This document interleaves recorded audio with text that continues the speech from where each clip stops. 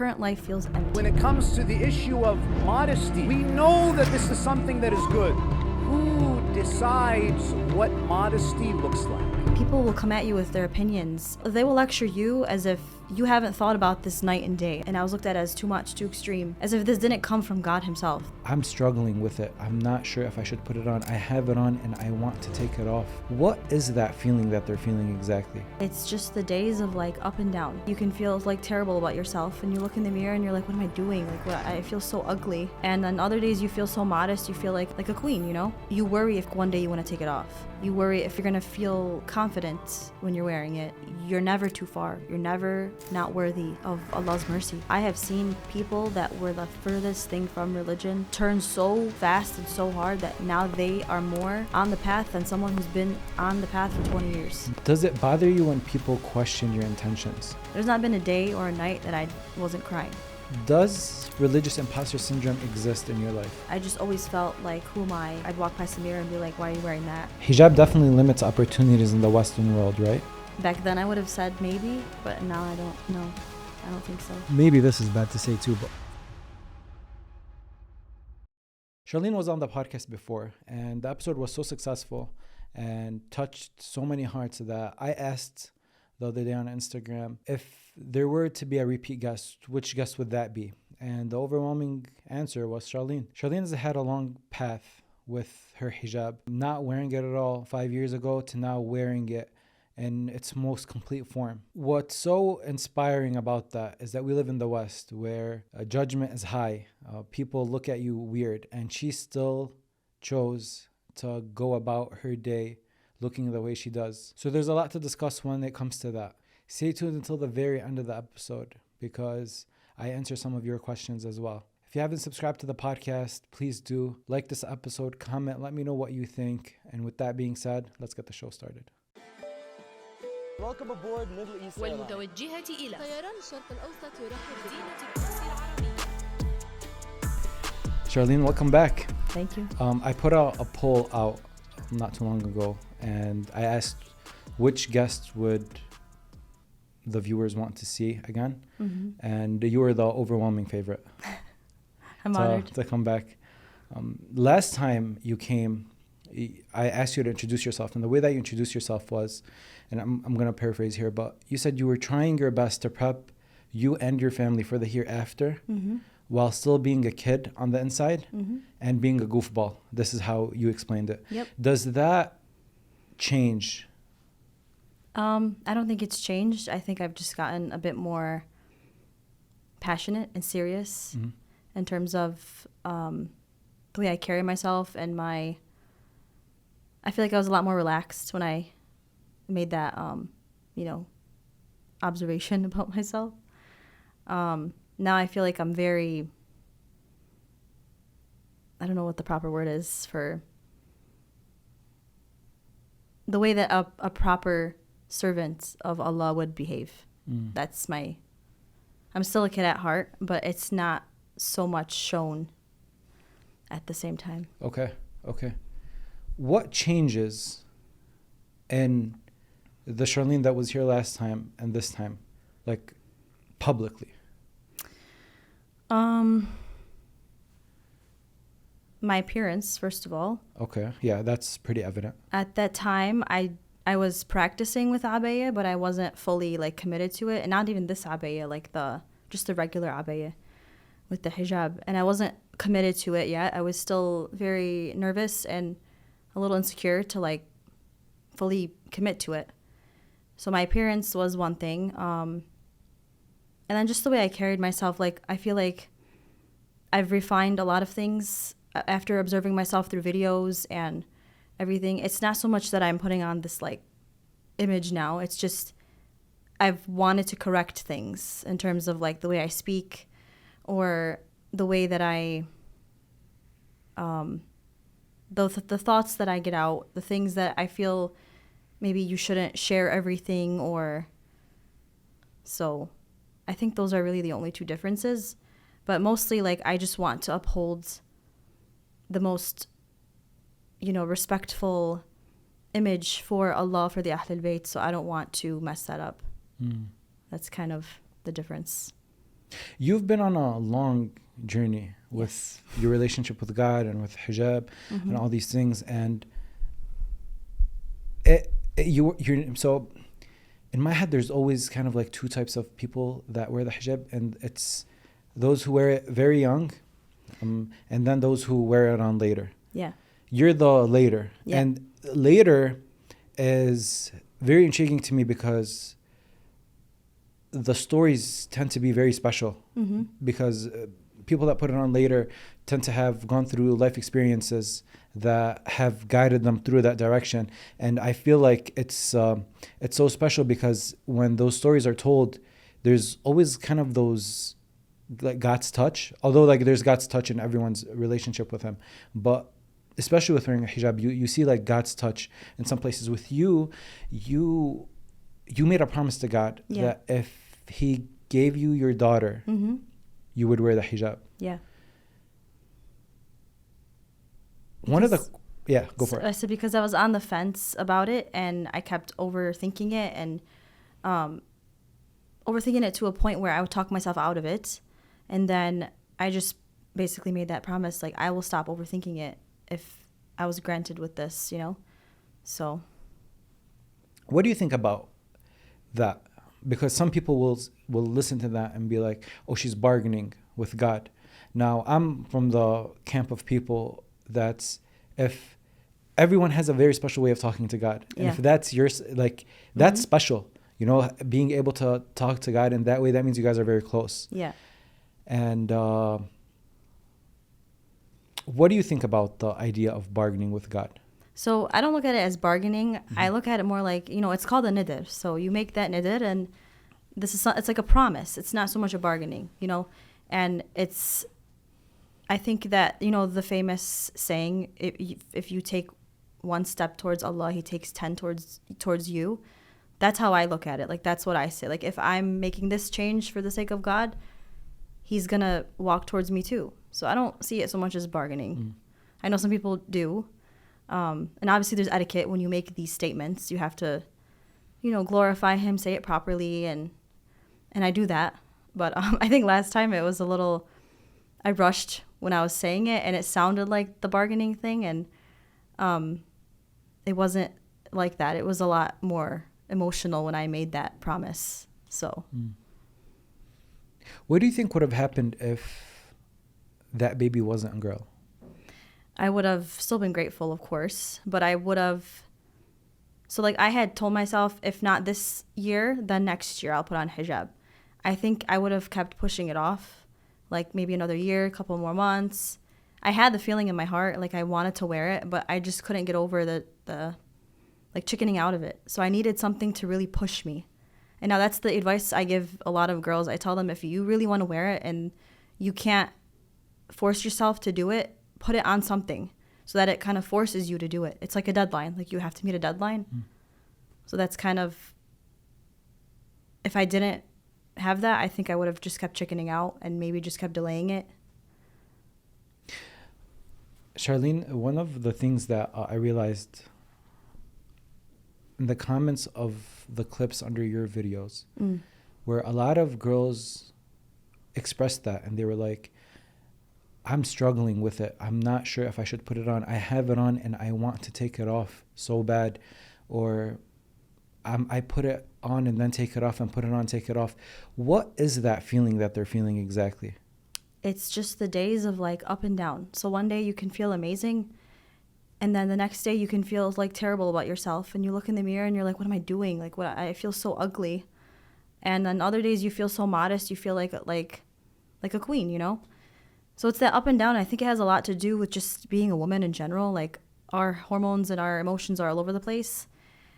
But the thing is, you can't base it on that. Like, you have to root it in something very stable, or else when you have those ups and downs, you're going to feel like I should just take it off. Maybe I shouldn't. You're going to get easily influenced by like everyone around you, everything around you, and you're going to have that uncertainty. So like you have to root it in something that's, you know, and like, alhamdulillah, for me, it was rooted in that promise that I made. And so it's like, no matter how I feel, like I know this is not coming off because God gave me this blessing.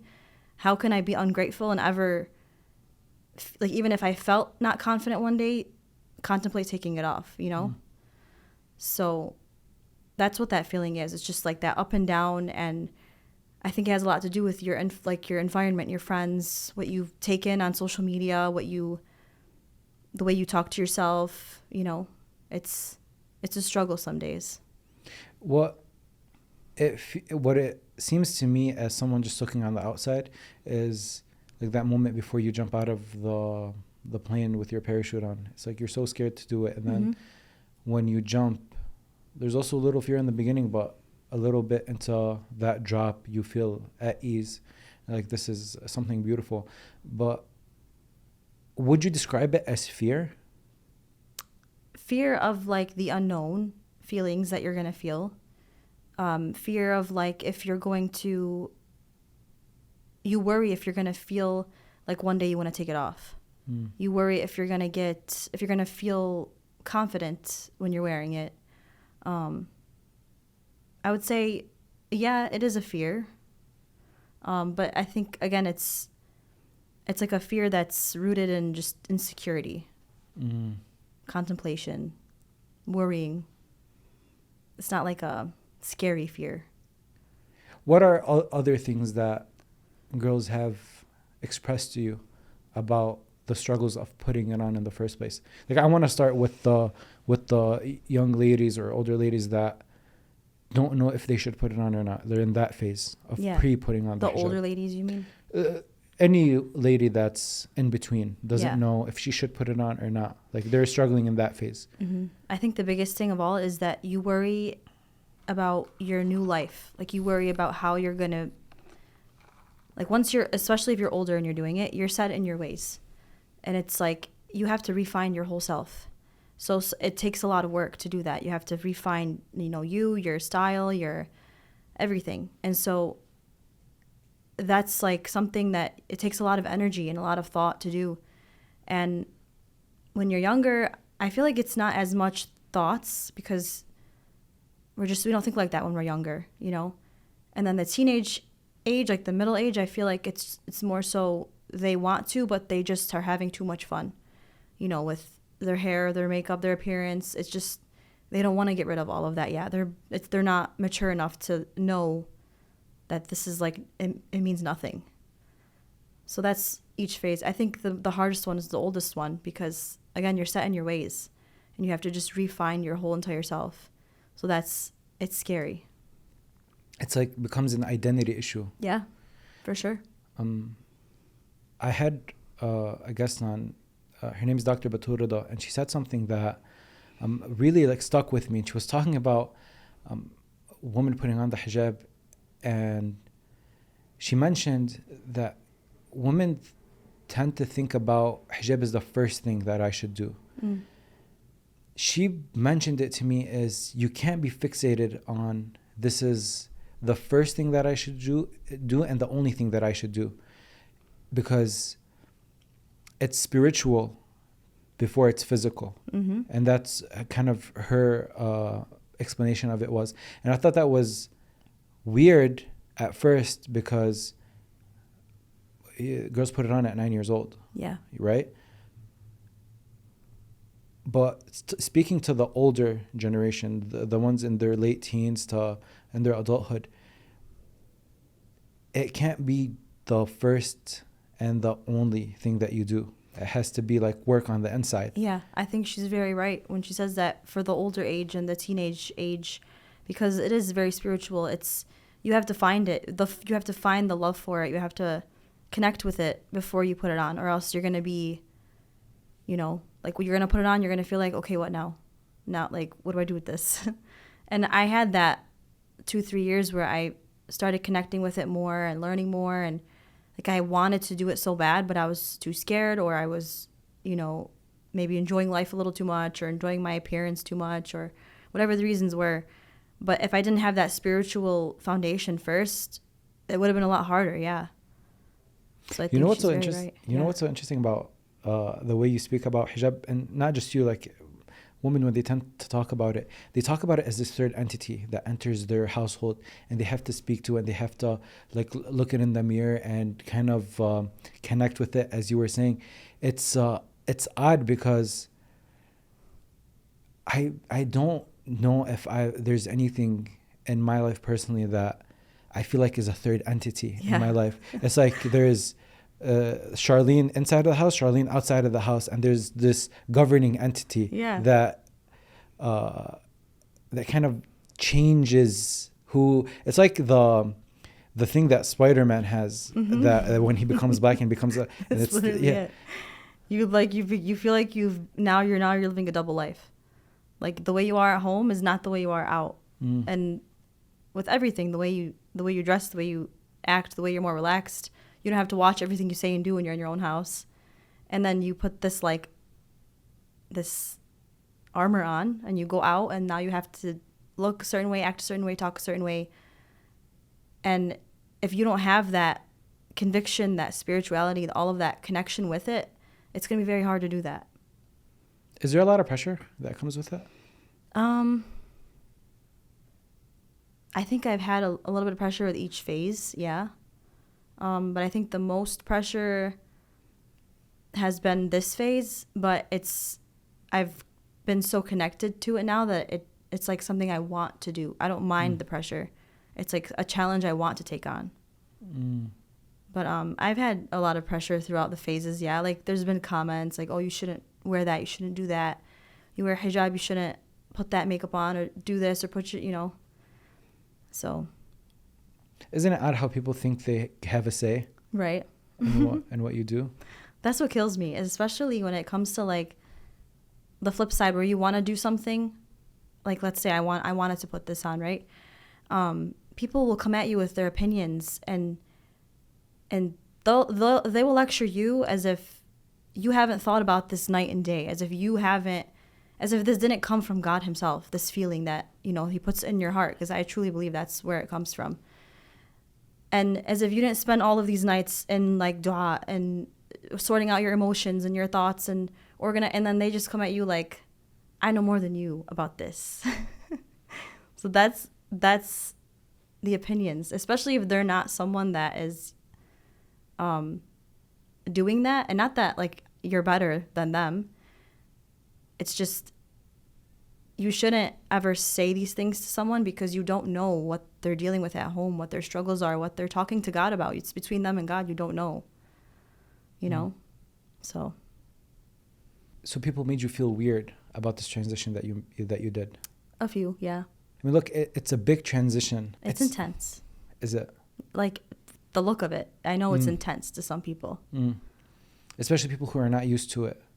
And they know you from, like, it's a look that's associated with older women, like when you get older. It's kind of like the retirement hijab phase where you put that on and you... And those are the comments I received. It was, oh, but you're so beautiful. Why do you want to do that right now? Enjoy your youth. Why do you want to cover up like that?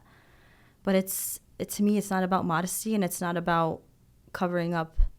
I mean, it is about modesty, of course, but that's not the reason, because I was modest before in regular abaya and hijab. It's not about modesty. So what is that extra step? It is a deep, deep love for the Ahl al-Bayt, so much that you will do anything to stand in solidarity with them. You just want to devote your whole life to them, and it's like a stance. It's resistance, it's dedication, it's, somebody told me once, but it draws more attention than everything else, so doesn't that defeat the purpose? And I told them it's the right kind of attention. It's not the attention that is, like the wrong attention, like for your beauty or attracts men or whatever. It's the attention that is, this is my stance. When I walk into a room, you know what I stand for. I'm a flag of Sayyidah Zainab alayha salam. I'm a flag of the Ahl al-Bayt. This is my form of resistance against many, many things. And so it's about that. It's not, people will tell you, people have told me, well, you can just wear regular abaya, you can just wear the longer clothes with like the ishar. And to me, that just is not enough. It's just a feeling. It's like a deep dedication, deep passion. How does someone get to that phase? I don't know how I got here, to be honest with you. Are you serious?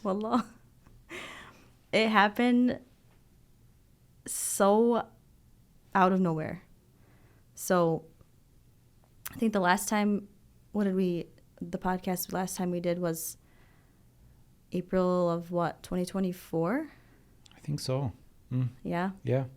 So that's not too long ago, by the way. No, it's not. So the following April, which was this past April, we ended Ramadan, and I was having such a good Islamic routine, and I felt like this was the first Ramadan that I actually like really connected and enjoyed every second of it, and like everything revolved around Ramadan. I didn't try to work Ramadan into my schedule. It was everything else was revolving around that. I was at the mosque every night. I was doing, like, iftar, for example, became the least of my concerns. And when it was ending, I was very down. I was just like, this is so sad. Like, I want to keep this Islamic routine up, but everything, Ramadan is like, it's hype. It's so I would say like a week or two later, I'm just, all of a sudden I'm feeling these things, these emotions. Mind you, I never had this connection with the Ahlul Bayt before that. Even in Ramadan, like, I loved them, I respected them, but I never had this, like, this connection, this love, this, yearning to be with them or, like, in their lands. And so all of a sudden one day it just started happening, these feelings. Like, I needed to be there. I needed to be in, like, Karbala. I needed to visit them. I needed to visit their shrines, specifically Imam Hussein.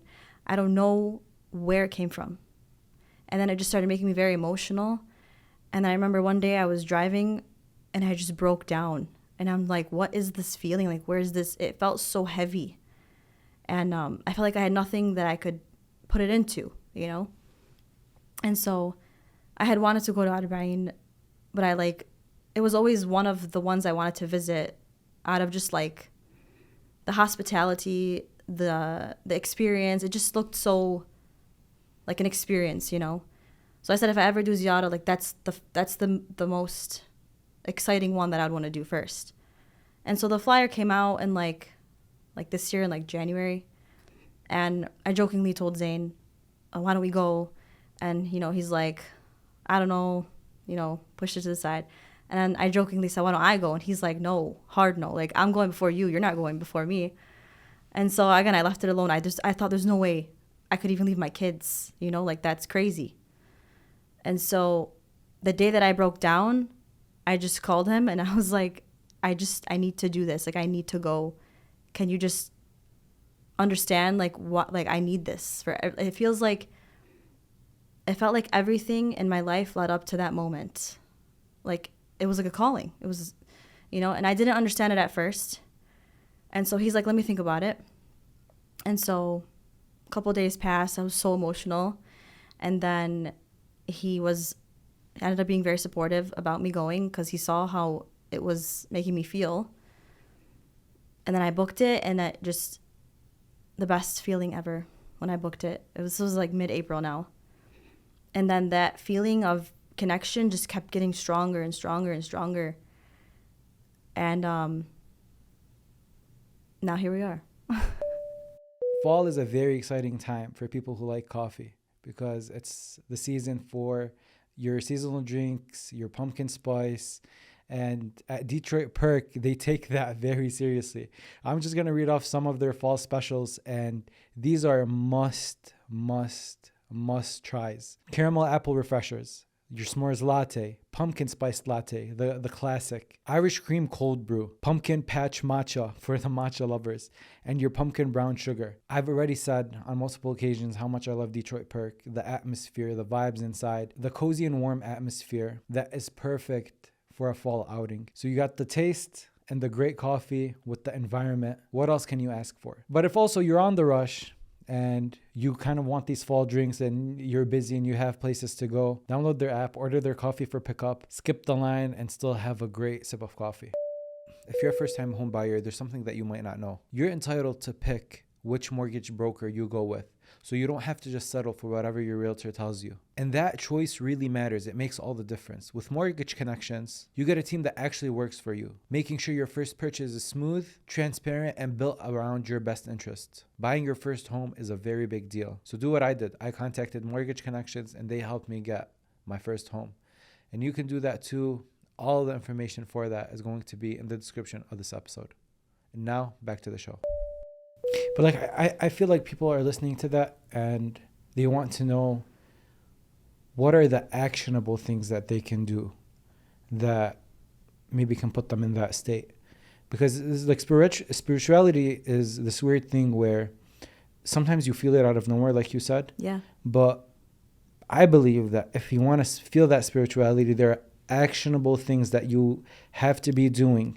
Yeah. That maybe don't feel as spiritual in the moment, but there comes a point where they fill that spiritual cup, and then you start feeling like this deep connection. Yeah. So like what's that routine that you had? What are the things that you changed personally in your life, the things that you let go of? Like there's sometimes addition by subtraction. Yeah. You subtract things from your life and those things are holding you back. So obviously I couldn't tell you from like God's point of view. He saw something that I was doing that he was pleased with. And I think that's where he put that love in my heart and that calling. And, but I think the most, like that Ramadan is, so like I cut out music, for example, last September. But I struggled like once in a while. But then that Ramadan, I cut it out completely. And I cut out like TV, like mindless TV. I wasn't even on TikTok, which I was like a religious TikTok user. I even cut that out. And not because I was trying to make these changes. It just like was happening. And then it was just like momentum. So I just kept it going. And then every day I fit in at least a lecture or two. Quran, dua every single day. Trying to refine my character, the way I speak to people, the way I react to things. Like I was really, really trying to get rid of like habits like anger and having more patience with my kids, and especially when fasting and all of that. So I just wanted more. I wanted to do more and be more, and I felt like I was never doing enough. And so I think that's where that came from. You know, aside from that, also like personal feelings and struggles with like myself or confidence or with family. And alhamdulillah, I have a good relationship with my family. But just commentary of like, because, you know, I was wearing abaya, regular abaya, and it was just like, I was always looked at as too much, but I felt like I wasn't doing enough. So that was it. I'm a sensitive person, so those comments and things would leave me very emotional, and then I would turn to God. And I think all of those things together, I think that's, if I had to guess, I think that's what God saw and was like, I'm going to give you something better than that. Can we talk about that for a little bit? Yeah. Because I feel like a lot of people go through that where they're maybe just trying to do the bare minimum, but their environment makes them feel like they're weird or they're too much. And actually, in the morning, I was talking to my wife about this, and she was telling me about some people that she knew that just the mere fact that they pray, they get laughed at. Yeah. For just praying and just being in that zone. They pray, they get laughed at by people that are very, very close to them, and like direct family, like parents. Yeah. And I think it's so disheartening because you, for example, you know that praying it's wajib, it's something that you have to do. Yeah. Like it's one of the non-negotiables in a religion that you have to pray. But at the same time, your guardians or the people that should have been teaching you this stuff are laughing at you for doing it, or are unsupportive of, for example, you upgrading the modesty of your garments. You know, it's weird. It's like this paradox, you know, like, what are you talking about? You guys are supposed to be motivating me, telling me that I should go for these things. Like because we look at our parents as the people that want the best for us. Yeah, if you're not supporting me and making me feel the most confident and the best, like, who am I going to turn to? Exactly. It makes you feel like very alone, very lost. Can you talk to me about those feelings? So when I say those, when I'm a sensitive person, like, those were the feelings I was feeling. I was feeling like I wanted to level up in certain things, and I was looked at as too much, too extreme. Like, slow down, it's too much. And then, you know, it makes you feel like you're alone in this world. Like your protection whether it's your parents, your siblings, your outside family, like. And again, my parents are not.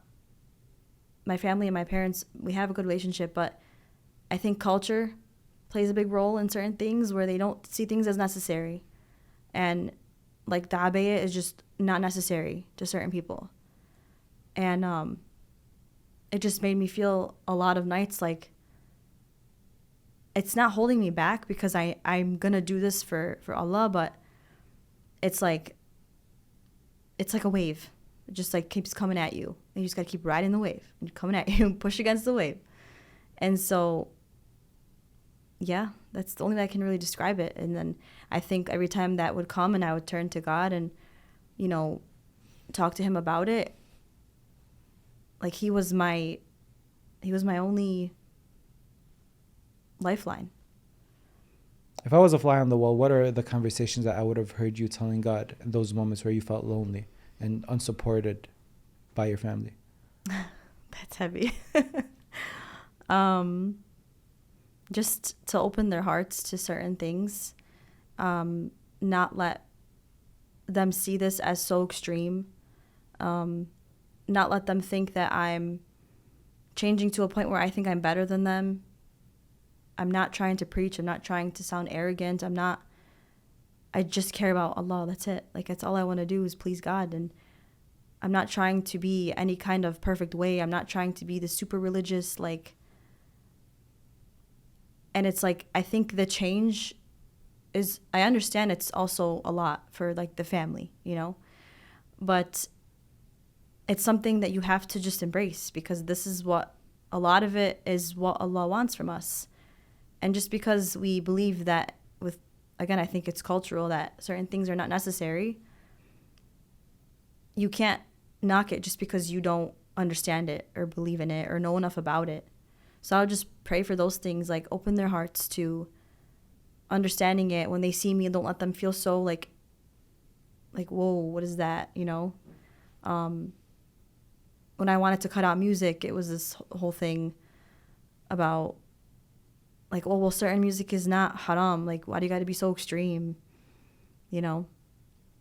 So if I wanted to go to the mosque, it was like, you're going to go every night? Like, so, and again, my family's not, like, they're very much practicing Muslims. They fast, they pray. They're very, I would say my mom is even strict.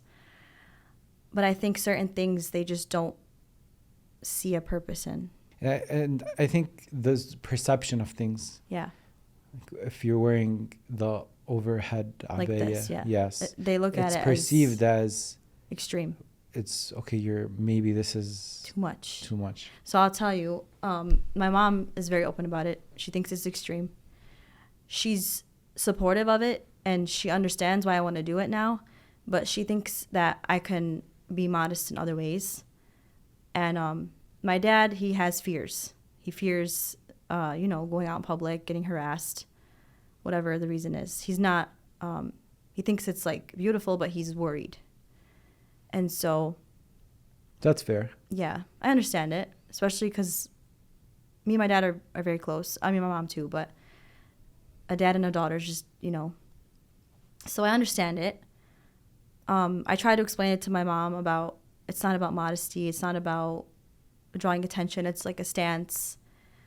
But I think that certain things, and again, I'm not better. It's just, I think certain things, like Allah hides from certain minds, and some hearts won't understand it, even if you try to explain it. They just won't see it.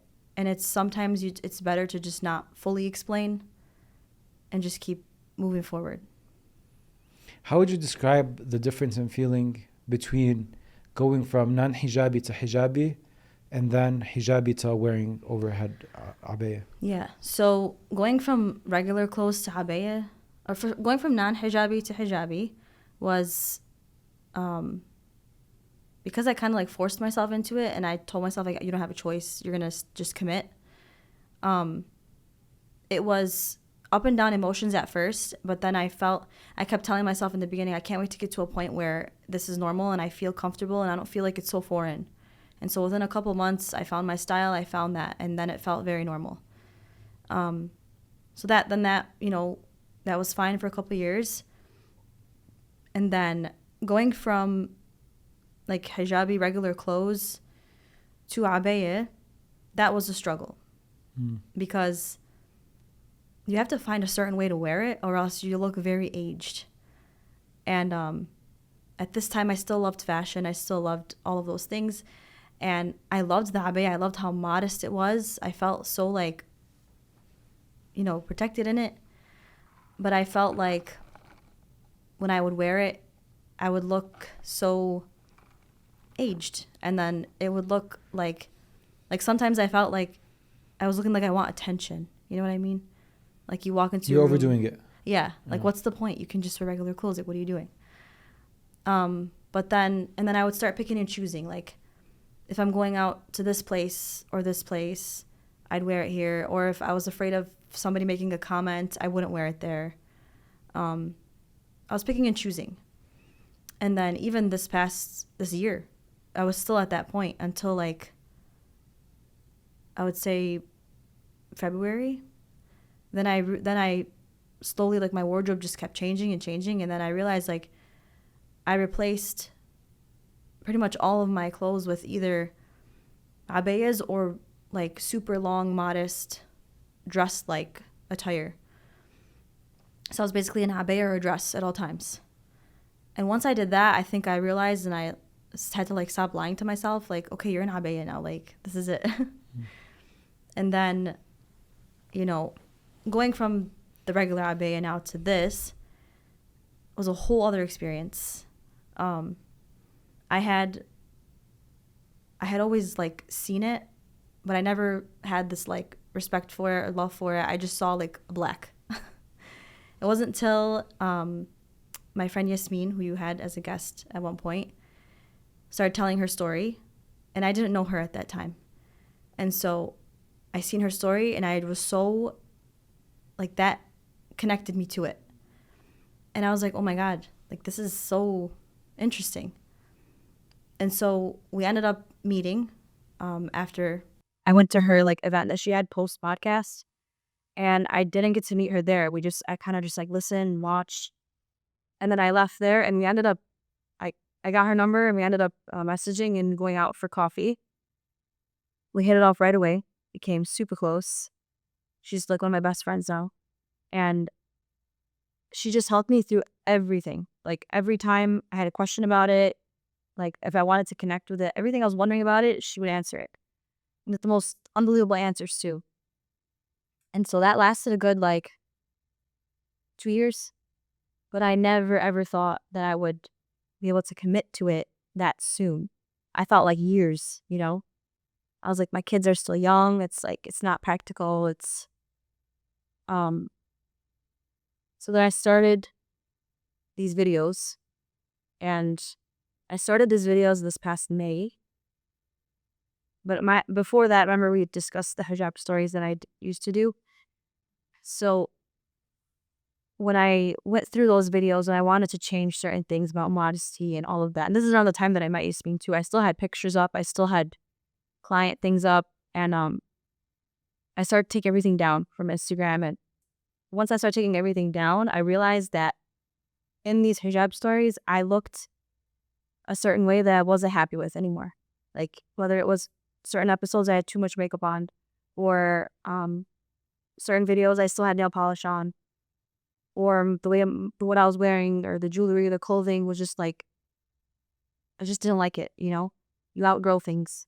And the more I was changing for like Allah, the more I realized like, I don't want this up of me. Like I don't want this out in public. So I ended up taking all of them down, all the hijab stories, which were a lot of work to like put into them. Then I took that social media like hiatus. I didn't post anything. I didn't do anything. I didn't know what I wanted to do with my page. I was like lost with what do I do now? And so I said, once I wanted to start these videos again, I said to myself, if I'm going to do this, I need to have myself look Islamically proper as a woman so that in the future, I'll never look back and say, I've changed so much now. Like I don't like the way I look now, So that's where this came into play. And I said, I'm just going to wear it for the videos, so that because you're allowed to, like, if you haven't committed to it, it's okay to, like, practice in it. And so I said, if that's, I only want that appearance out in public on my socials if I'm gonna make new videos and put myself out there again. So I did that, and I think that helped with opening people up to it at first, because a lot of people started questioning, do you wear it now? Like, what is, what's happening? But it also made me comfortable in it, because every time I put it on for that video, I felt so good. Like, I didn't want to take it off. And then I would walk around the house with it, and it was like I got more and more attached to it with every video. And so, again, I told myself I'm just going to keep practicing in it, and eventually I'll commit. I don't know when. I'm just going to, play it by ear. And then when all these feelings came this past year, I knew I was going to Arbaeen. So I said to myself, maybe if I go and I'm wearing this, because you have to mostly the time wear this there. I said, if I go and I feel like I'm attached to it for like 2 weeks, I'm going to be in it morning and night. I know I'm going to come back and I'm not going to want to be in regular, if I'm going to be too attached to it. So I said, okay, maybe I'll commit then. We'll see how it goes. And I didn't anticipate the first days of Ashura, like the first time. I forgot about them completely. And so those came, and I realized, wait, I'm going to be wearing it like to the mosque too. Because I hadn't gone out in public with it yet. I was only like social media. And so I started there. And then it was very like fragile, I guess. Like, it was so new. It was like everyone saw me and they're like, are you wearing this now? Like, what is this? And I just kept attaching more to it, falling more in love with it. I would look forward every night to putting it on and going to the mosque and these lectures. And so I didn't anticipate how quickly I would attach to it and want to commit to it. And then, and this is all just how I got here. And then one day I was sitting at one of the lectures during Ashura, and Said was talking about something not relevant to this whatsoever. He was talking about, the story. And I'm sitting there, I'm listening to him, I'm not thinking about my Abaya. And then all of a sudden I had this thought, and it just like a, I don't want to call it an intrusive thought, but when those thoughts just pop in randomly. It just popped in randomly. And it was like, so I should say my fear in committing to it was doing normal things in it, such as like running errands, going to Target, like normal things. Then My kids going to, let's say I want to go to Brome. How do I go to Brome wearing that? Normal things. So I'm sitting there listening to the lecture, and I had this random thought that tells me, after the lecture, leave, go to Target and walk around Target. And I'm just sitting there and I'm like, should I? I'm thinking to myself. And then the lecture ends, and I see one of my friends who committed to it. And I tell her, I have this feeling like that I should do that. And she's like, if you don't move right now, she said, go right now, do it, and text you when you're done. So I literally got in my car, went to Target. I filmed it. I walked around Target 2 times, dressed like this.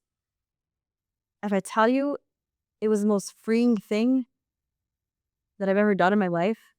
Like, it was like the final thing holding me back. Like, I came home and I was like, I feel like I could wear anywhere now. Like, I broke that barrier. And so now I feel like all of those worries of where I'm going to wear it to felt like non-existent. Like, I went there, nobody looked twice at me. It was all in my head. It was, I'm sure it's intense when people see it, but I was making it bigger in my head. And like, so after that, I felt so much more confident to go out in public with it. So I kept it going. I wore it the remainder of the summer. I wore it on my birthday. I wore it everywhere. And then I really made the mindset that when I go to Arbaeen and I come back, I want to be committed to it. And so I was debating, should I commit to it on my birthday, which is in July, or should I commit to it when I go and like stand at the shrine of Imam Hussein and commit to it. And so Zayn thought it was a better idea to do it there. So I waited and I did that. And I sat there one night at the shrine for like, it was a little nights where I was sitting there for like 5-6 hours, just sitting in front of it, just staring, talking, you know. And I made my commitment. And it was nothing like elaborate. It's just, I committed, I made dua, I asked for strength, and that's it. It didn't feel like much at first, but then when I came back and it was actually time to commit and I started doing it, and I look back and think where I made that commitment, it just makes everything so much more special, like so much more confident, so much more, like nothing can shake it, because I literally went and made this life change in this holy place, sacred place. Like, what is better than that, you know? So it literally pulls me out of any thoughts, any worries, anything, and it became like a safe haven. So now I look back and I think, how did I get here? I did not think I would commit that fast. I was just telling Zay the other day, like, from the beginning of 2025 till now, I can't believe the progression. Like, you plan and Allah plans. You know, Charlene, there's this thing where there's intimidation when someone, especially in a religious sense, intimidation, where if a scholar is saying something, the way he looks, it's like, I don't know if I can relate to you. So I'm not sure if I can do what you're telling me to do, especially when, like, I'm talking about like old school scholars. Yeah. It's hard to relate to them. And now you see the new wave of scholars that are way more relatable, like Sayyid Muhammad Baqir, Sheikh Hirsani, Sheikh Azhar. They speak our language. I feel like also with women, it's the same, where if you wear this overhead abaya, there's certain intimidation that comes with it. People look and be like, yeah, I think that's too extreme. I can't relate to her. You know, although you might, like, your tone and your voice might be so relatable that you actually attract other girls to it, Yeah. right? Mm-hmm. And is that something you think of? That's why I keep doing what I'm doing and sharing what I'm sharing. And I do plan, now that I've committed, like, alhamdulillah, like, I plan to share the journey so that everybody can see firsthand, the girls that want to commit to it but they're scared, the ones that felt like I did, or the ones that have no idea about it. Maybe they don't even think it's, you know, like, they'll see a whole new perspective.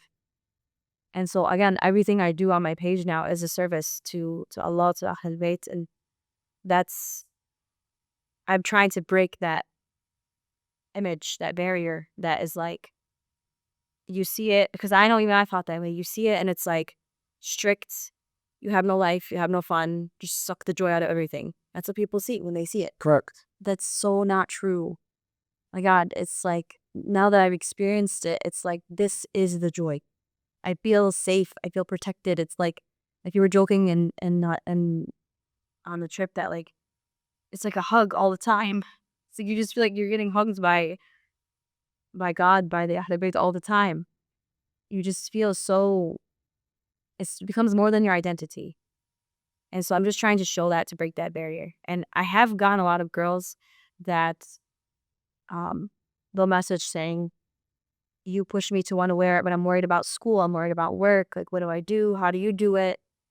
And so I'm trying to answer those as best as I can, but it's a lot to explain in one, you know. And speaking of Sayyid Muhammad Baqir, like, he played a big role in a lot of my steps. And so one of the steps I had was, I asked him, the way these girls are asking me, like, Sayyid, I want to wear it, I want to commit to it, but there's 1, 2, 3 in my way, like school or family or my kids, like, what do I do here and here and here? And he gave me all the answers. What are those answers? So basically, he said, you know, because it's not wajib, you don't have to wear this. You can still be modest without it. You can, if you're not committed to it yet, you can practice with it and feel it out and see how you feel. But like, once you committed to it, it's better that you respect it and you commit to it. You're not sinning if you don't, If you go back on, yeah. If you can't handle it, it's okay. Because again, we live in the West, it's very hard. very difficult. But then I told him, okay, what about places like if I go to an airport? What about if I'm in nursing school? What do I do that legally I have to wear scrubs or else I'll get kicked out of the program. Inshallah, when I get a job, I have to wear scrubs. And he said, if there's places that you legally you cannot wear it, you don't have a choice. This is the land you live in. You have to abide by that rule. So that's basically what I did. I told myself I'm not gonna, like, he even said that, if you feel like you're not comfortable to wear it to the airport, but even that I felt like I don't want to pick and choose. Like if it's somewhere like legally I have to, like nursing school, okay, that's fine. But I don't want to start picking and choosing where I'm wearing it because then it's like you're not really committed to it, So that's where I'm forcing myself to not give and take. Now, there's just two options now, scrubs or this. And like, I'm so happy with that. But I think every girl needs those answers. And so that's what I'm trying to do through the answers that like I get from him or from anywhere else, is just share that so that they can understand and maybe start working it into their lives and their everything. I think that's what might be scary, is that it has this perception that it will end your life. Yeah. That's it. You'll lose opportunities, you'll be harassed, you'll be no fun, you can't enjoy anything anymore. Do you feel like it sucked the fun out of your life? No, I feel like it made me so liberated. Like it made my life so much easier in so many ways. Like I said, there's only two options now, like scrubs or this. I don't have to worry about what I'm gonna wear, how I'm gonna wear it, what I'm gonna wear to this. I feel free all the time. Like every day I wake up, I put this on and it's comfortable, it's easy. There's no thinking about it, I'm always ready for Salah. I'm always like, I always look modest, I always look put together. There's no like, sometimes you wear certain outfits and you feel like midday you look a mess. That doesn't exist with this.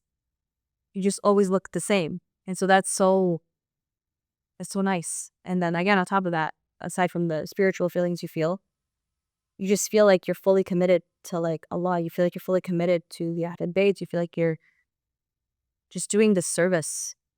And that, it just makes you feel so strong. Makes you feel so confident. Like, don't get me wrong, there's hard days. Especially in the first couple days where I came back and committing to it. But I think it's freed me more than anything else. What about I feel like a lot of women, especially if they're married, they're going to think about their perception, which like their own identity, which you talked, I think, a lot about. But what about their identity as a couple? Yeah. Like with their partner. It's now we look different when I go out. It's not just, Charlene just living her life alone, going to the grocery store, grabbing stuff, going to Target. It's, okay, when Charlene and Zayn go out, now they look different also as a couple, because you're kind of a reflection of him and he's a reflection of you. So it's not just putting that weight on yourself alone, but he has to come along for the ride. Yeah. So are those conversations that happen? For sure. There's two parts to it. There's that part where I asked him every step of the way.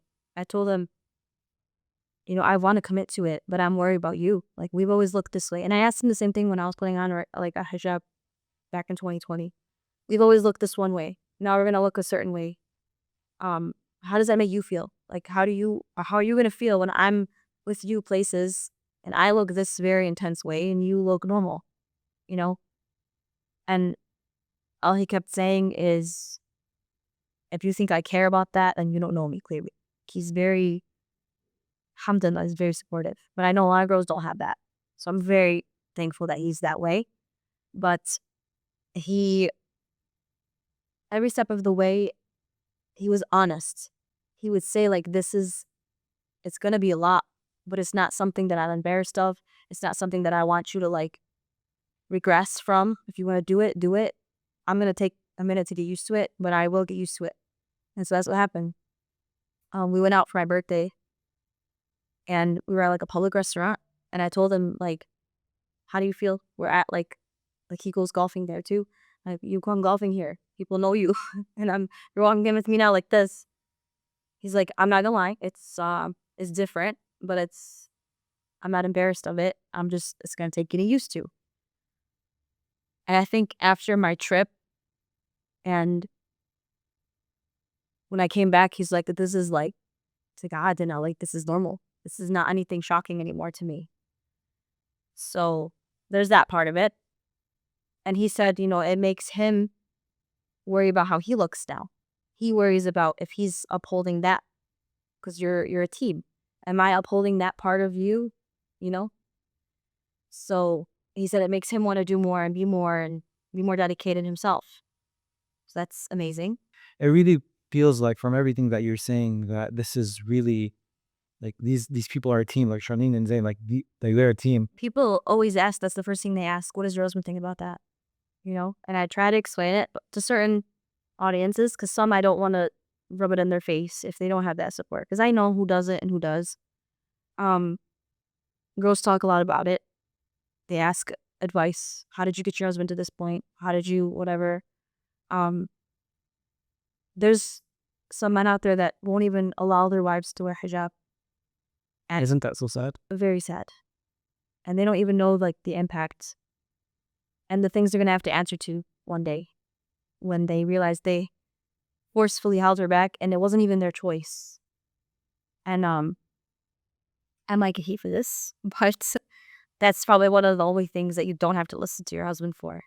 If he doesn't want you to wear hijab, like, it's your decision as a woman. This is something we have to do. It's like obligatory. We have to do it. It's not up to the man, you know? Now, of course, if you don't want to cause problems in your marriage, you don't want to make him feel like you're like, defying him or, you know, but there's a way to do it, basically. You know, I think if you're just honest, you share your feelings, you share your emotions, you give time, of course. Some men, they just can't understand it at first. You have to like open them up to it and show them like this is not going to be a bad thing for us. Like, if I put it on, it's only going to make me better. It's only going to make you better. I'm going to be better as a wife, as a mom, as everything. And I think once they see that, then they'll start to open up to it and realize, okay, she's not trying to defy me. Then they'll start opening up. But I think some men just think if you want to put it on or any more like modesty, it's like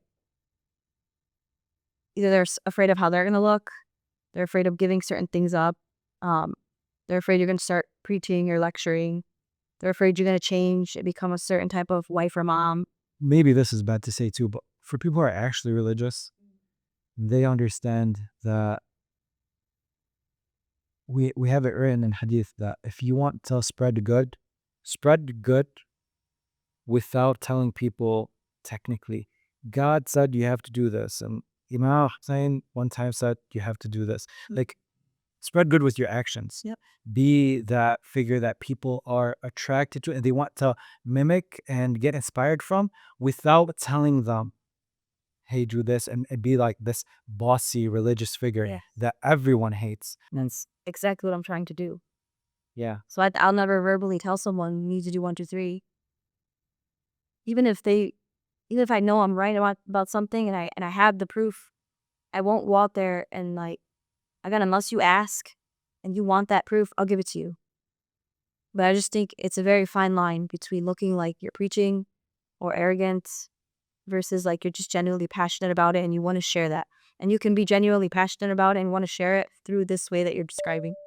Life insurance isn't really about you. It's about the people that you love the most. If something happens tomorrow, will your family be protected? Nasser Insurance Agency helps you set up a plan that makes sure that your spouse, your kids, your house, and their future are secure. Because at the end of the day, life insurance isn't just a policy. It's peace of mind that your family will be okay no matter what happens. I always second guess life insurance until I started looking at it from that perspective. Protect your family today with Nasser Insurance Agency. I'll have all the contact information for Nasser Insurance Agency in the description of this episode. And now, back to the show.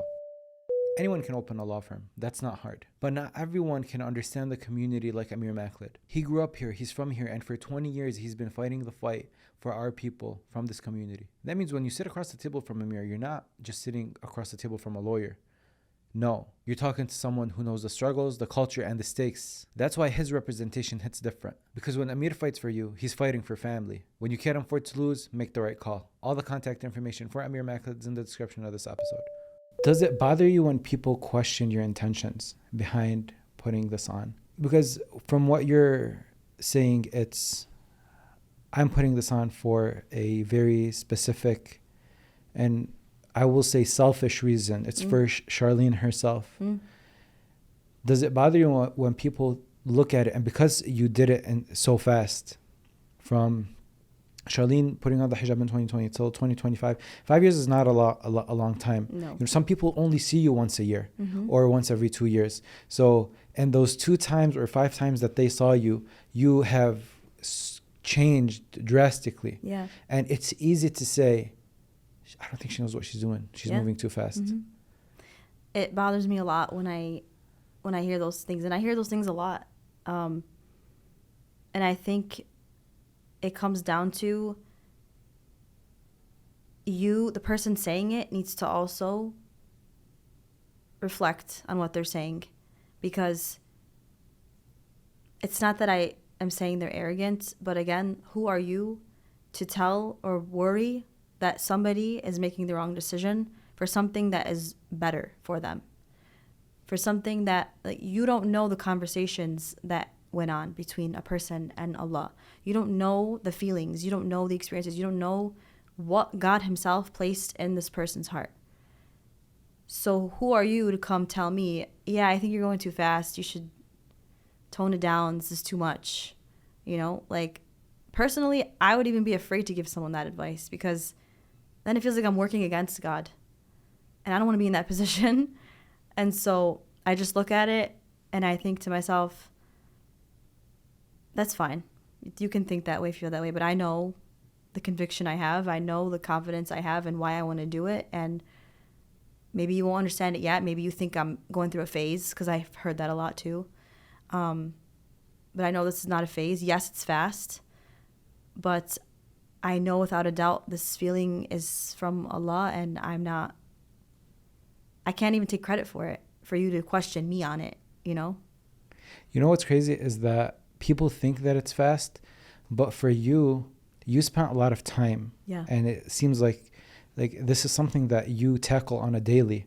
And we like to talk about these things when it comes to like money and your business. And like, if you work on your business every day, like those small incremental changes will eventually be like this huge burst of money that you'll get, or this huge surge of business that you'll get. But when we talk about it in a religious sense, to where you've been working on this thing for a very long time, every single day, and 5 years is a very long time. And of course, I know that you're not saying that you're perfect every day. And I know that people want to, they put a bigger bullet, a bigger bullseye on you, because now you're wearing this, you're held to a higher standard, and people will be waiting for you to mess up so they can tell you, like, you're wearing abaya and you're still doing this. But there are incremental changes that you did every single day, working on them, cutting off music. Like, these were all small in the way that, okay, let's say you used to listen to music 100% of the time, then you went 90, 80, 70, 60, 50, 40, 30, then you're at 10%. Let's say you stayed at 10%, and then you cut it off 5%, and then you got rid of it. And people underestimate, like, sitting on the Saliyah, crying to God, talking to God, like, all those have a role in softening the heart to the idea. And what people think is very fast for you was days and months and years of hard work. Yeah, and that's why it's upsetting when someone thinks like that they can give you that advice. Again, even my family doesn't know the things that I would feel. And so when I hear little commentary or opinions that you don't want to hear, which is fine, they're entitled to them, you know, especially if it comes from your parents. You have to hear it. You just take it with a grain of salt and you move on. But it's still hurtful, you know, because there's, I think, every single night of of this whole year, there's not been a day or a night that I wasn't crying about something in terms of religion, whether it was talking to God, talking to the imams. Like, every single day consisted of heavy emotions. My heart, the way it was versus the way it is now, is night and day. And I don't even know how it happened. And it's like, it's not for someone else to comment on, you know? And it felt like ages. This last year felt like ages for the amount of change that has happened emotionally, spiritually in my heart. And so, yeah, if to someone else it's like, well, what are you doing? But Charlene, do you know what that makes me feel? Is that it just shows me how little people work on themselves. yeah. Because think about it.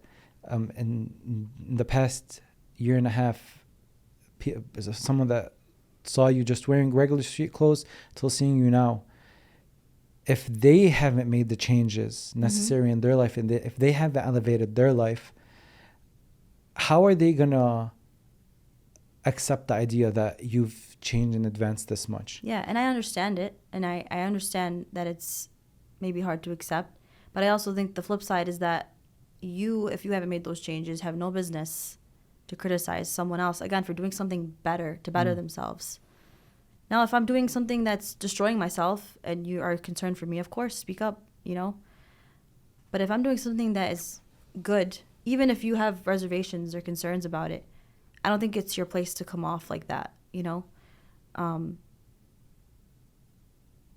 Everything for me was a weaning process. Every bad habit I had to wean off of it. Some things I cut cold turkey, but it takes a lot of work, especially when it came to music, for example. You talked about that in one of in my video series. Why was that very difficult to where you felt that you have to speak about it? Because music was my whole life. And I didn't realize how much it was until I tried to stop it. And it became so much deeper than just music, like just the beats. It was an identity, it was comfort, it was memories. Everything was linked to music. My whole entire life was linked to music. It was too much. Like, that is what, you know how we talked about, like, did hijab make you feel like you lost things? And giving up music made me feel like I lost certain things at first. It made me feel like my world is dull. Now what do I do? And again, we grew up on it. It was every memory in my life, every relationship, everything was tied to a song or something. So that it was a weaning process. And every time I would try and then I would fail, again, I'm an all or nothing. So I'd get very hard on myself. I'd feel like I failed myself. I'd get frustrated. I'd feel like I need to repent, but how am I gonna? I'd hear that voice that tells you, okay, you keep saying you're gonna stop, but you're not stopping. Like, come on. But again, you take that step towards Allah, and eventually, like, you can do it. Eventually, during that Ramadan, this past Ramadan, is when I finally broke the habit for good. On the point of people not understanding the progress that you made, it seems like because we live in the capitalist country, the only advancement that is deemed celebration worthy is if you're advancing in your work, in your career. If someone saw you last year in a CRV and now they see you in a Range Rover, then they're gonna be like, oh man, that's so cool, you're really working on yourself. Yeah. Right? But going from CRV to Range Rover in a religious sense doesn't register to people as advancement. It registers as extreme. Yes. Isn't that interesting? It's very interesting, because it's like that. I look, now that I've experienced it, I'm like, you don't even know what you're missing. Like, you don't even know the purpose that it gives you, the feelings that it gives you. Like, it's just, you start to see everything through a different lens, and then you're more awake to everything that you were heedless before, you were sleeping before. And so, but it's very hurtful that that's not seen as success, you know? Worldly success is the only acceptable form of success. Yeah. And it's so crazy that I understand, like, the West sees that, but our own people feel that way. That's what's mind-blowing. It's like, you know certain things. You know what we're supposed to do, what matters, how does that define, you know? To be honest, other than someone looking at it as means of inspiration and as a wake-up call, is if I look at Charlene and I say, and I don't say that, man, we're living in the West, very difficult society to be living in. It's very difficult to be on your religion. And she took the most extreme step in terms of how she looks out on the street, and I'm still behind on my religion in 1, 2, 3. If that doesn't cause me to look at myself and be like, I need to make a change, then there's honestly something wrong with me. Like, I'm being stubborn for some sort of reason. Yeah. Because if you're not stubborn and you're just thinking about these things in like a realist sense, I'm gonna be like, okay, she's doing something good religiously. I gotta wake up. I gotta start working on myself. Any other explanation of she's being too much and trying to convince myself of why what you're doing is not that special speaks volumes to who I am as a person. And that's what I wish people would understand. They don't see it, but that's how you look. You're just making yourself look bad. And again, I don't know much else to say. Like, I'm not better than anybody else, but I think, like, alhamdulillah, I'm putting the work in. I'm trying. Every single day matters to me. Every minute of my day matters to me. It's overwhelming sometimes because I feel like if I waste time, I get very, and I know that's not even healthy, but that's just the mindset you get in when you're really, dedicated. Charlene, I feel like a lot of people who experience hijab and in general feel like imposters, especially when they're in public. They feel like they're not worthy of a lot of people don't feel worthy of the garment, for example, that you might wear. So does religious imposter syndrome exist in your life? Yes, it did, a lot, actually. It happened in, I think, every phase that I went through. I just always felt like, who am I to be feeling this, showing this? Even that Q&A that I did back in Ramadan with Sayyid Muhammad Baqir, like, I had massive imposter syndrome. I felt like, who am I to be sitting up there with someone as great as him and experiencing, like, hosting that, I mean. And I just felt like I wasn't worthy. I never felt like I was where I wanted to be. I always felt like I needed to do more in order to feel content. So that's where I felt like I had every phase, especially this phase. I always, like, when I put it on, I felt great. I felt like a queen, but it only lasted a little bit. And then I would feel like I'd walk past the mirror and be like, whoa, like, what are you doing? Like, why are you wearing that? You're not there, It wasn't until recently, this summer, that I felt finally like not that imposter syndrome feeling anymore. You know what I realized? I heard this one time, and it was like, as if you're one of God's favorite servants, or if you're one of God's favorite people, you're also one of the devil's favorite people. Mm-hmm. And that's interesting. Yes, and there's this thing of the devil doesn't always come and tell you to do bad things. The devil sometimes comes to tell you not to do the good things. Mm-hmm. Makes you that are gonna get better. Yeah. So when I sat with that idea for a little bit, first it gives you a very big amount of motivation, because if you're really pushing towards God and you're getting a lot of feedback or a lot of pushback, you feel like, okay, this is the devil doing the opposite work, trying to get me to go backwards, mm-hmm. or to try to stop me from at least taking this massive leap. Yeah. And I want to believe that especially religious imposter syndrome comes from that idea, mm-hmm. of the devil wanting you to doubt yourself.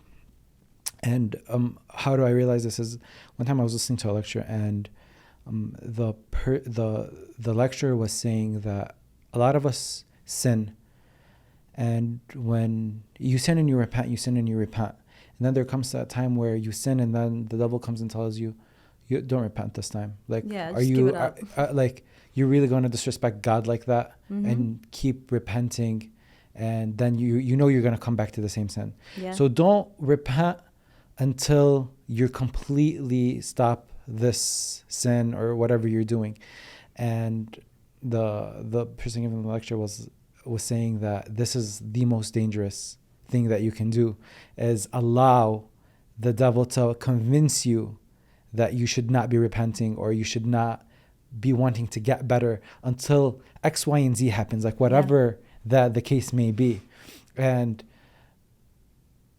I kind of want to see how you dealt with that imposter syndrome. How do you convince yourself that, no, snap out of it, this is actually good? Yeah. So I had a lot of those moments where, especially when I kept making changes, it was like, it got to a point where, mind you, I'm an all or nothing person. So there's no in between for me. If I do something or feel something, I have to see it through. Even if I'm unhappy, it's happening. So that helped, that imposter syndrome, because, for example, with this Abaya, I had those days where it was tough, where I would go out and I'd feel so uncomfortable in public.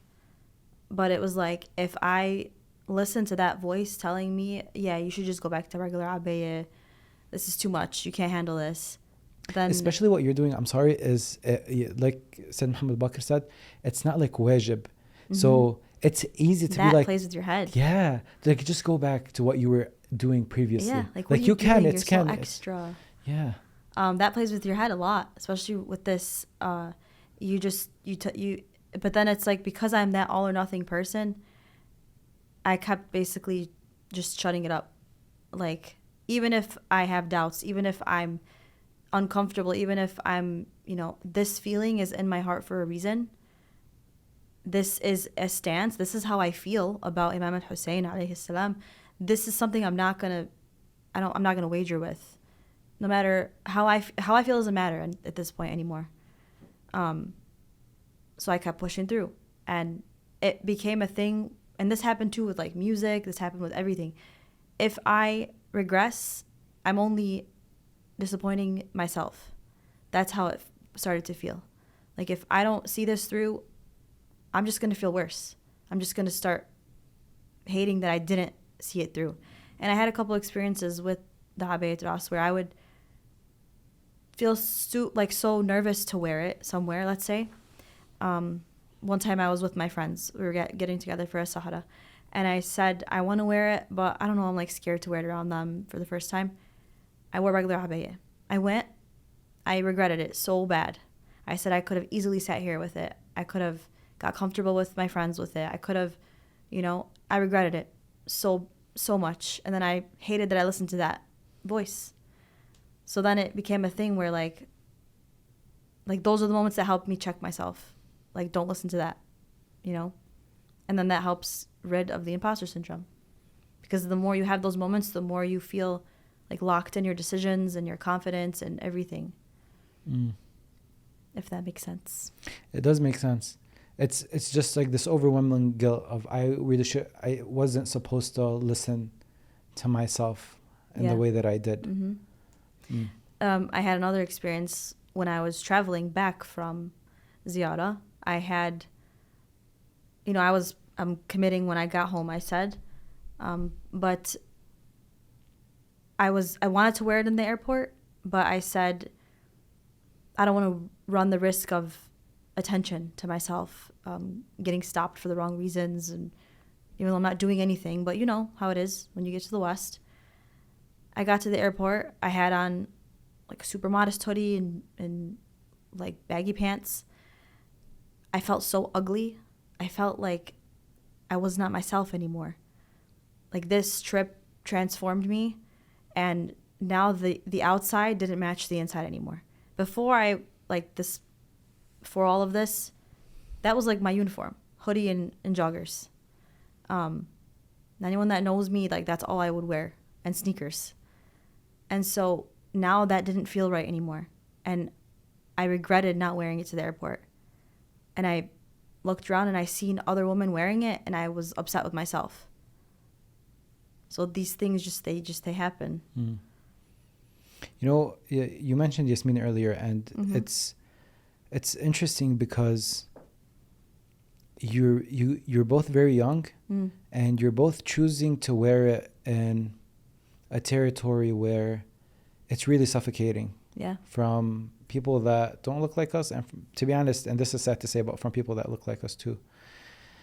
It's our own people sometimes that make us feel the worst about it, like in ourselves. How important is that environment to have as someone that's trying to get closer to religion, or like a revert, for example, that I read a lot of the comments that were saying that they feel so left out of the community, and because in their own world they're like really different. Like I could still look at Charlene and be like, okay, this is different, but it's familiar. Yeah. You know, I understand it. Yeah. They're in a situation where there is nobody else other than them.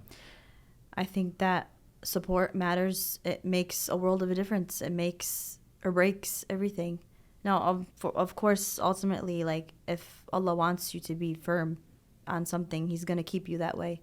But, for example, with Yasmin, any time I had a moment of weakness or doubt, I would tell her about it, and she would pull me out of it. And I would look at her and think, this girl's younger than me, and she's so strong and so committed, and she wears it with such conviction, and she doesn't care to even explain it to anyone. How does she do that, and why can't I do that? I like to think I'm a strong person mentally. Why can't I do that? So she would pull me out of every situation. I would sit with her sometimes, and we'd go through every fear of mine. Like one time we sat in my car, and we just talked about, okay, I'm worried about my cousins are all getting married soon. What do I wear to their weddings? What do I do when I go to a wedding and there's music? I never thought I would even be that person. What do I do now? You know, and she just sat with me and went through each thing, how she does it, gave me some motivation, and it made such a difference. It just gives you that push. So I think it's super important. And that's why when I get messages from reverts especially, I'm extra caring with them, because they can get pushed away so fast, and it's very sad if that happens. Does this journey make your career feel less significant? You mentioned you were in a nursing school. Yeah.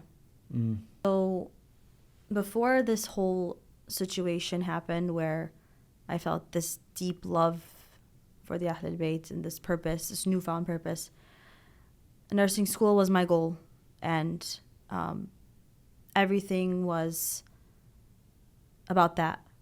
And it's not that I saw everything as like in a worldly sense. It's just something I loved so much. I'm passionate about. I want to be a labor and delivery nurse. This is my goal. And I still have that passion. I'm still where I want to be. But now that I've went through things and experienced things and committed to certain things and have this stance on everything now, maybe it's still fresh coming back from ziyarah, but nothing makes sense in this current time. Everything feels, my current life feels empty.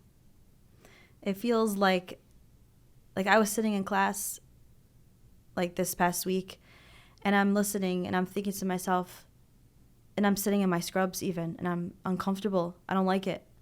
And I'm thinking to myself, this is what I wanted. I still want it.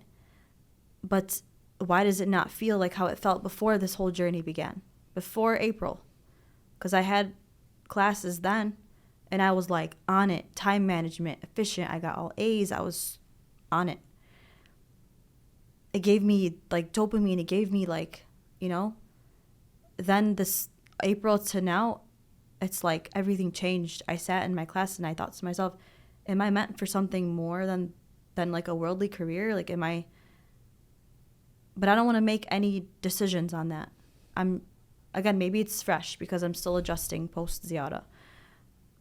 But everything just, the purpose, the love for certain things feels empty now.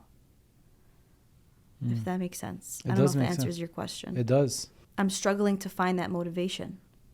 Like, I have to study. I have so much to you know, it's nursing school. They throw everything at you at once. And I want to complete it. I see myself in that, you know, and there's reasons why I chose it. It's not just like a worldly job. I chose labor and delivery specifically because I was passionate about it with my kids, because of my kids, and because I want to be that woman for other women that helps them through that experience. You know, you're bringing life into the world. You're assisting Allah and bringing life into the world. What better, more purposeful career is that? You're helping people and helping babies and helping take care of people the way Sayyidah Zainab did. Like, what better career is than that? So those reasons are still there, but it's like that motivation is a little bit lost now. Like, everything feels like a distraction now. It's kind of sounds like you're rediscovering yourself in a way. Yeah. Your newfound self. Yeah. But it's hard because certain things you can't change about your life. So it's like, how do I deal with that now? So I'm just writing it out. Maybe the emotions are just high right now. I'm not sure. Yeah. And I think that's like a smart way to go about it. Is just Wait it out. I want to read some of the questions. I asked what are like some questions that people would like to ask a hijabi that's gone through multiple phases of hijab. Yeah. So let's just go through a few of them. Okay. How do you ignore the guilt that you are disobeying Allah subhanahu wa ta'ala? And I'm assuming this is for someone that Doesn't wear hijab? maybe doesn't wear hijab or doesn't wear it properly, you know? Yeah. I think if you have the guilt, there's a reason you have the guilt. It's there for a reason. You should listen to it. It's not just sitting. Like, I really believe that guilt is what drives you to do better, be better, and make improvements.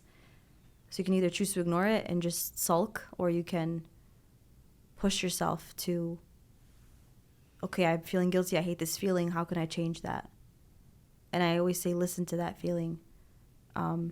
Even if it's the smallest changes, even if just the smallest things, if you're working towards it, helps with that guilt feeling. What's the dangers of letting that feeling of guilt overtake you? Because they say that Allah subhanahu wa ta'ala puts that guilt in your heart so that you can stay on track, and so that that's him guiding you. So if you start to ignore that, he can choose, and it's been in multiple verses in the Quran, he can choose to just put a seal on your heart, on your eyes, everything, and you won't, he could choose to not guide you anymore. That to me is terrifying. So I feel like even if I don't want to do something and I feel that guilt feeling, I can't ignore it. Like, it's there for a reason, and I have to figure it out. So that's...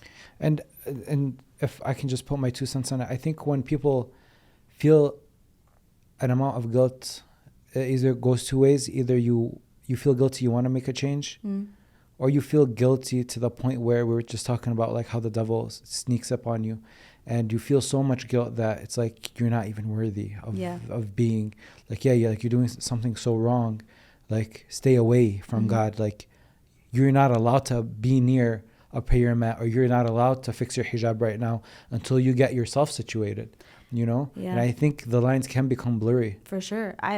But what I have noticed is, and I tell people this all the time, I have seen people that were the furthest thing from religion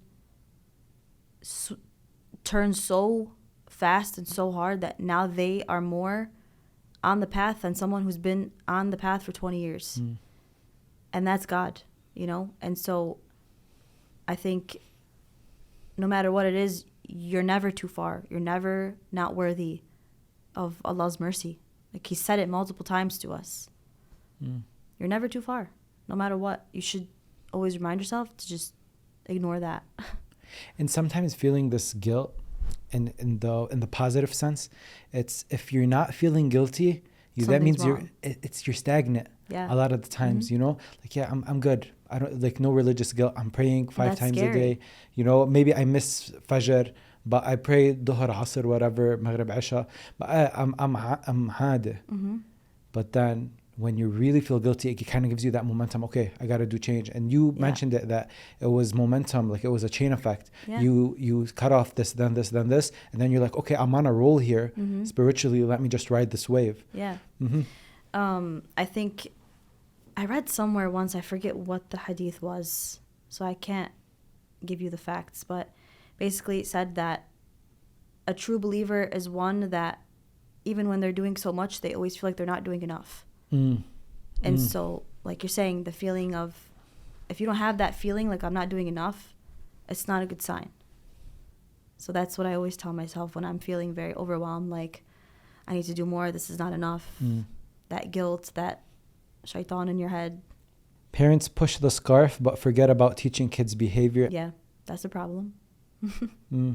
Just pushing the hijab for the sake of wearing the hijab. Yeah, no, I have a daughter, obviously.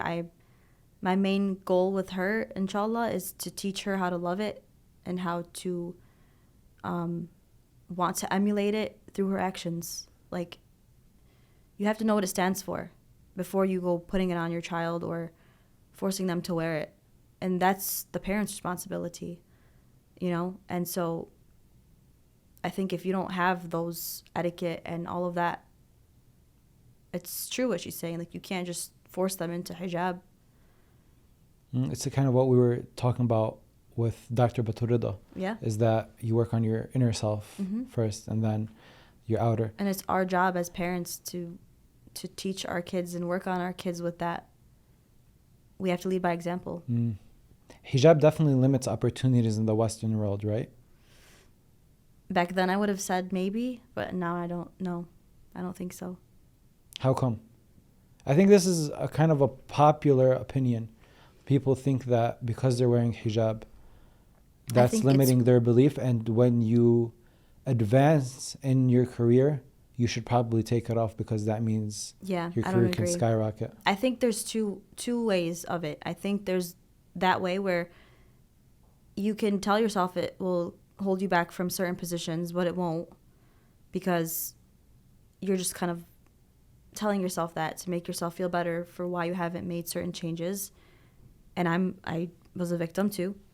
And then there's the part that it's like, it's not keeping you from certain positions, but you choose to take yourself out of certain places now to respect certain things. Can you give an example? Yeah, so there's certain places now, for example, or positions that I wouldn't accept or do now that I wear this abaya. Not because I don't, this is not about work, but like certain restaurants, for example. Before this, I would be like, oh, it's okay, restaurant, they serve alcohol. I'm not drinking the alcohol, so it's fine. It's not on my table, it's fine. There's nothing haram. But now that I wear this, I won't go to that restaurant anymore because I feel like now it's just a respect for the abaya.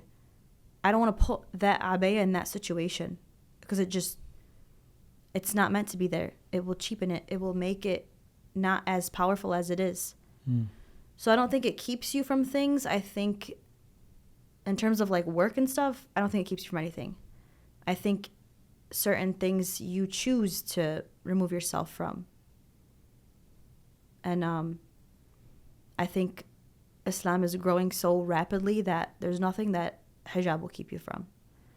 And to be honest, when it comes to work specifically, and I understand that there's difficulties associated with wearing the hijab and having a career, but also on, like, from personal experience with men, there's also a lot of hurdles and difficulties that could be very easy if, for example, you just shake hands with the opposite gender, or countless other opportunities.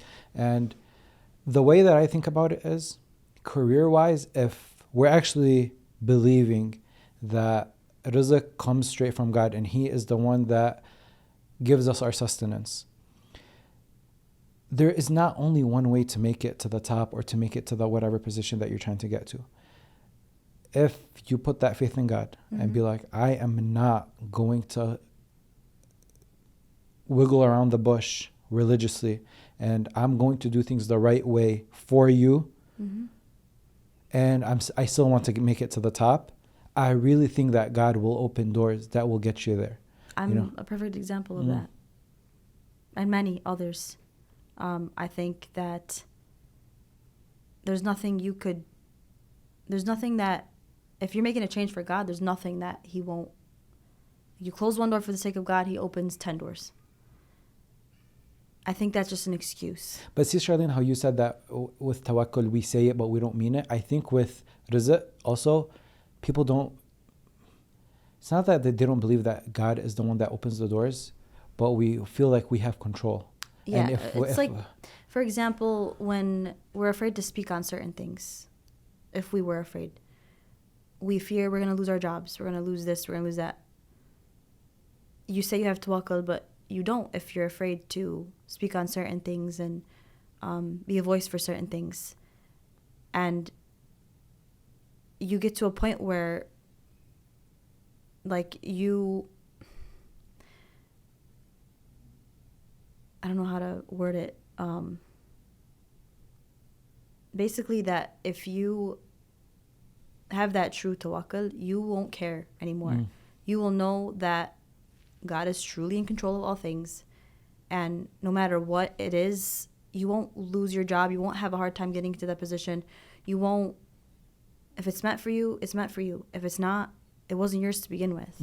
So I think when we tell ourselves, oh, I can't do this because if I wear hijab, I think that's just a lie we're telling ourselves. what do you do to feel connected to it again? Hijab? Yeah. I mean, the definition of that has changed so much. So do you want currently? I think currently there's less people that would be able to not understand what you're saying. Yeah. Before, I think just truly, first of all, there's never been a time where if I made dua for a certain feeling that Allah didn't give it to me. Like, if one day I was feeling not confident in it, the next day I would feel confident again. So dua, the power of dua is the number one Like, do you thing. ask God, like, make me feel confident in it, help me feel confident? Okay, cool. Help me feel strong, have conviction, have confidence, have, courage, not feel so, like, ugly sometimes. Don't let my heart turn to certain distractions, take everything distracting away. That's been my biggest thing of all. And then, of course, it's like finding what, I truly believe the more modest you become, the more you fall in love with it. Because it becomes like safety. And then you start to detach from worldly things, which makes you connect more to your hijab. So those are probably the only two things I could really say that ever helped me. Okay. This is a good question. How can I stop associating my outward appearance / beauty to my self-value? And I think what this person means is that, see how you're saying in the beginning of like feeling pretty and feeling confident, and those outward things, they affect your inner self. So how do you kind of disconnect that? Like, because I'm assuming they think that wearing the hijab makes them not feel pretty anymore, and that equals to I don't value myself because I don't look this certain way.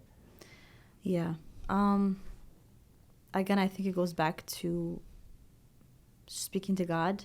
I know I say that all the time, but you have to find that place of detachment. You have to, they say like when you wear the hijab, you glow. It's so true. Of course you have your days, but you look different, you feel different, and I think naturally that comes. I can't tell you how it comes, but it will just naturally come the more you progress in your hijab and your modesty and your dedication and your connection with it.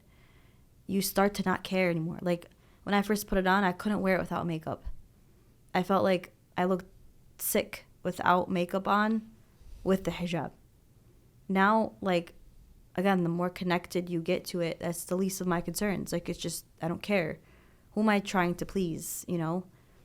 So That's it just actually the follow-up comes. question, is how do I remind myself that I don't need male validation after many years of relying on it? Yeah. That just comes. Truly, I feel, because you just start to experience it firsthand. You start to really go through the experiences of like, for example, when we went to this ziyara trip, before I went, I felt like I always had to have something on my face when I'm wearing the abaya dress. Being there, you're not wearing any makeup. It's not allowed.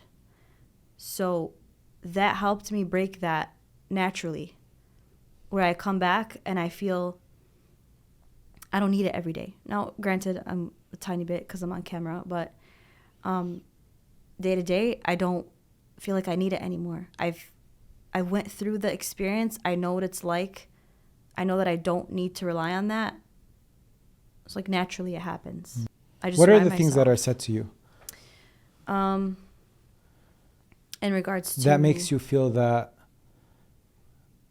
this person doesn't take my change seriously, or this person's not as supportive as I would like them to be of these changes that I'm making? It's like when I'm trying to make changes about, you know, whether it's my appearance or the way I speak, the way I carry myself, they know the old you. So to them, they don't take it seriously. They think you're putting on this front or this image, and they don't understand truly how much you've changed, how much work you've put in, how much emotions are behind it, the effort behind it, the self-reflection, the self-awareness it takes to make these changes. It's exhausting.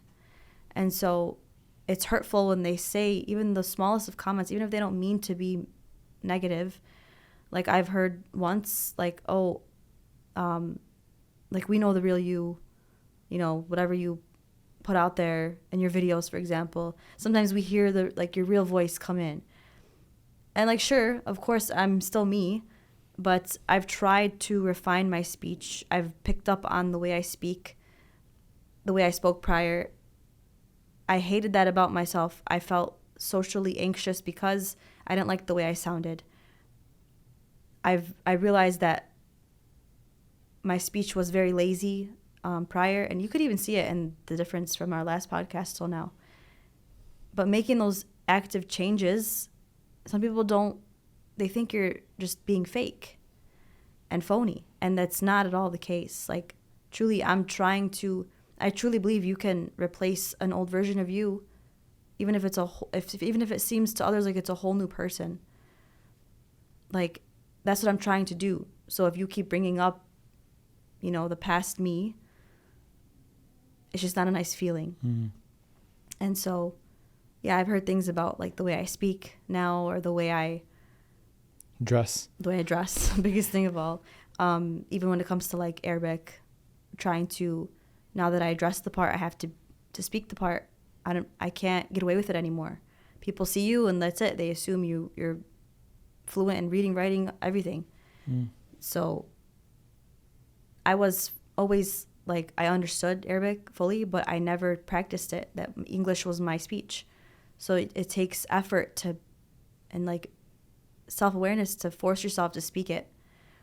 And so people see that, for example, when I post things in Arabic on my page, and I'm sure they think to themselves, like, what is this girl doing? Does she even know what she's doing? Like, she's trying too hard. Yeah. But truly, I'm not. I'm just trying to force myself into habits. Like, it takes a certain amount of time to make a habit and break a habit. And once you do that, this is how you become the new version of yourself. I think that you're going to know, and you're going to realize that you're so, like, when this happens, when someone comes and mocks the way that you're doing things, or like the way that you've evolved, you being in that evolved state, you're going to be able to pick up on these things. And you're going to be like, I actually feel so bad for you, you know, because you're way behind and you have a lot of work to do on yourself. Yeah. And it's not even from like a religious standpoint where maybe you should get closer to God. No, it's just you mocking someone that is clearly trying to better themselves. And especially like this talk comes from people within our community. Like, don't act like you're this person that's You're so Like, holy. yeah, Like, yeah. I know how what you used to do. I know who you used to be. Like, isn't that the whole point? Is for us to get To better and be change. better. Yeah. Yeah. If you're not, then what are you doing? Like, what's your purpose? But those people will always be left in the dust at the Yeah. end of the day. And that's something that I fear for them is, like, I always pray for God to take arrogance out of my heart, take pride away, take ego away. You know how much work it takes to shut down your ego and your pride?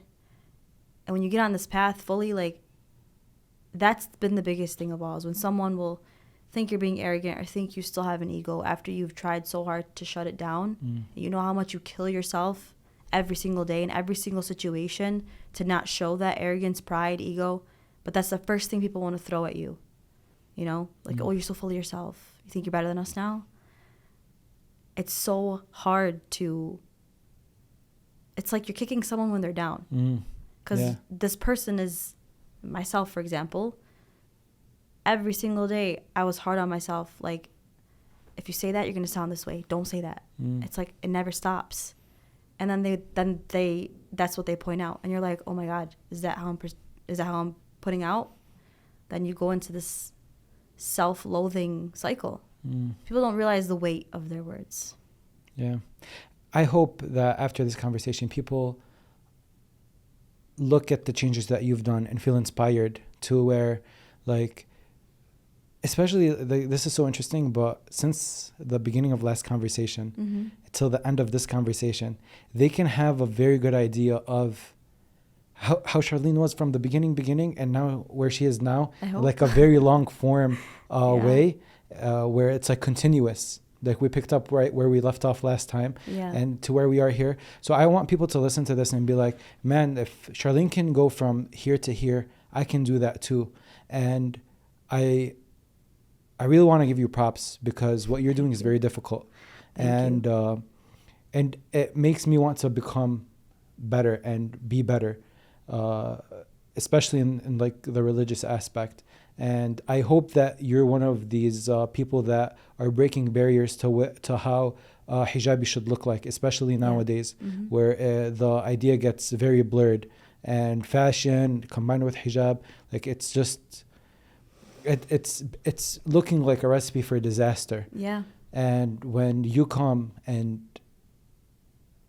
put out this content or put out this image of a hijabi woman wearing hijab in this way, but also being very relatable and understanding of what people are going through and empathetic and not judgmental, I think that is breaking barriers beyond what we can actually see.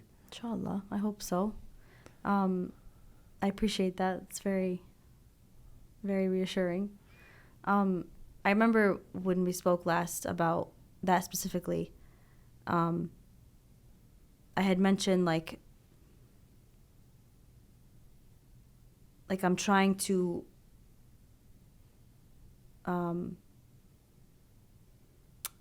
be a certain way, you know, but I didn't know what that way was yet. I just knew I wanted to be a certain way.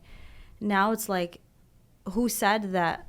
You know how we talked about usually the Abaya is associated with like older women? Correct. Who said that? Like, what? Even I used to think that. Why did we let ourselves believe that, you know? And so I'm just trying to find that. And again, last episode I talked about how for so long I felt like I was working against God and everything that he wanted for us.